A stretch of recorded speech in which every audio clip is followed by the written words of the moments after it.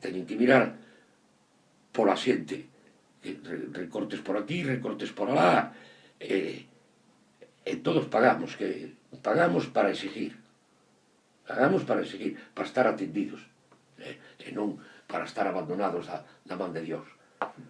Os medicamentos deberon de empezar, cando se descubreu iso tal, se empezou a salir na pele que había para hepatitis C un tratamento que parece que a curaba. Eu creo que empecé a notalo no 2012 ou no 2013, máis ou menos, sei. Despois parece ser que non souperon negociar cos laboratorios, e aí se estuvo tirando un tempo enorme, 2012-2013, se estuvo tirando un tempo enorme en negociar, que moita xente foi pa furada, me entendes? Foi pa furada. Non hubo prontitud, diligencia nos gobernos, sea da Xunta, sea o central, porque ademais, depois ainda a Ana Mato, que era daquela, era como lle chaman, a ministra de Sanidade, Ana Mato, que xiva tal, en setembro, creo que foi no 2003, en setembro se dará a todo o mundo os novos medicamentos. Nada, nin setembro, nada, dimiteu, marchou, en fin. As dúas veces que estuve internada a miña muller, que teño os partes de alta da residencia, que dicía que solicitados desde o último control, que fora a finales de abril, desde o último control solicitados os novos medicamentos, e sin contestación por parte do Ministerio de Sanidade. O sea que, dúas veces que estuve internada, dúas veces que me poñen o mismo. O sea que, supoño que veía, por lo menos esas. Que por lo menos as dúas veces que o solicitou. Ademais, non fai falta solicitar dúas ou tres. E máis, o solicitou a última hora, 12 días antes de que non llos querían dar. Ainda en enero, morrendo na cama, ainda non llos querían dar, hombre.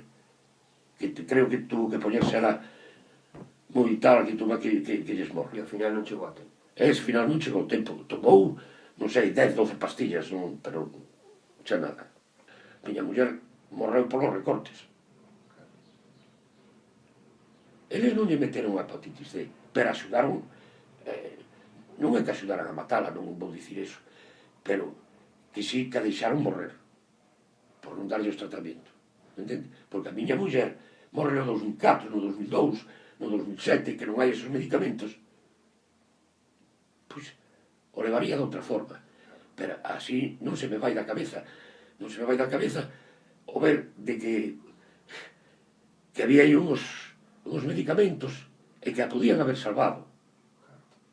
E esta xente a deixou morrer. Eu non vou dicir que sea, como lle chaman, unha morte por homicidio. Non vou dicir, habrá un juez que o diga, a xusticia o xulgue, e a xusticia vai dicir, estos señores deixaron morrer estas persoas ou non.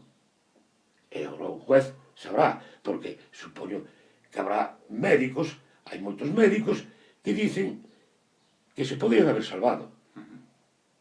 E ademais está demostrado que salva esto.